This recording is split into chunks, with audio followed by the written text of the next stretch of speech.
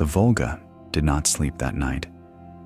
It lay stretched beneath the darkness like a living body, slow and heavy, carrying the smell of smoke, sweat, and ash downstream.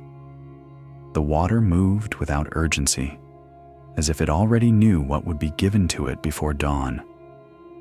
Along the bank, the longships rested with their hulls pulled high, dragon heads lifted toward the firelight. Their carved mouths stayed open, frozen between threat and witness. They did not look away. The camp pressed close to the river. Fires were placed with care. Paths were left open on purpose. Nothing here was accidental. The night felt crowded, even where no one stood. Attention gathered and narrowed, drawn toward a single place where the air itself seemed thicker. The tent had been raised where everyone could see it, not hidden, not isolated. Close enough that every man would know the ritual was underway, but shielded just enough that no one would be forced to carry the full weight of watching. The canvas filtered sight, not awareness. The sense of being observed leaked through fabric and smoke, through sound, through certainty. Inside, time did not move forward. It stretched. 6 warriors stood waiting. They did not speak. They did not shift their weight. Each of them had crossed rivers like this one, sold bodies at distant markets, and returned with silver and stories. Now they stood as fixed elements of an old order. Waiting was not emptiness here. Waiting was pressure. Every breath carried the knowledge that the decision had already been made long before this night began. She entered slowly. Each step tightened in her calves, hollowed her stomach. She had stepped into warrior spaces before. This was different. This space existed for her, and against her. The air pressed down instead of welcoming her in. Silence here was not peace. It was weight. She did not lower her eyes. Tonight, that was forbidden. Tonight, she was required to be seen. She was 19. Her village no longer had a name anyone spoke. Houses had burned quickly. People disappeared more slowly. For 2 years, she'd moved as property, shifted between halls, ships, and storehouses according to need. She'd learned a few words in Norse. She had learned when speech brought punishment and when silence brought survival. She'd learned how to make her body small under a gaze. Tonight, she was not allowed to disappear. Outside, the chanting began. Low, monotonous. A sound meant to frame the ritual as sacred. Officially, it honored passage. In practice, it served another purpose. It covered sound. It blurred boundaries. It erased the line between what could be heard and what had to remain inside. She said she saw her master. She said he called to her. The words were not belief. They were function. Language here was a tool, and this sentence unlocked what could not be closed again. No one asked what she saw. No one asked if she wished to go. Consent did not mean choice. Consent meant acceptance of what could not be avoided. In the corner of the tent stood an old woman. They called her the Angel of Death. She wore no ceremonial dress. She needed no symbols. Her hands were scarred from work, her shoulders thick with strength.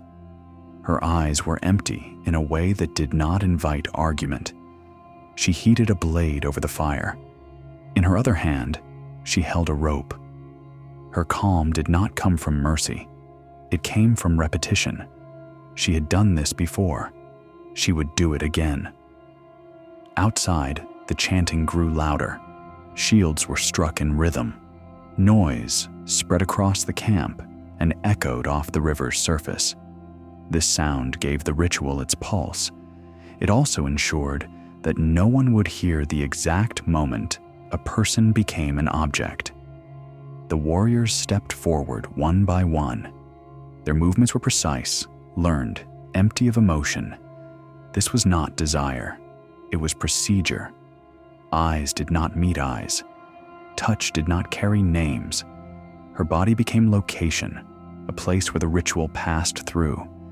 She registered pressure, weight, the smell of metal and sweat. Above all, she felt the certainty that her body no longer belonged to her, not even as pain. Fear was expected. Pain was expected. What settled deeper was shame. Not shame for what was being done, but shame for the inability to stop it. The system cultivated this carefully. Shame silenced more effectively than violence ever could. When the sixth man stepped back, the chanting outside reached its peak. Inside, she sat still, hands folded in her lap. Her eyes had emptied. She no longer spoke of visions. That language had finished its task. Only completion remained. The old woman stepped closer. A cup was brought, mead mixed with herbs.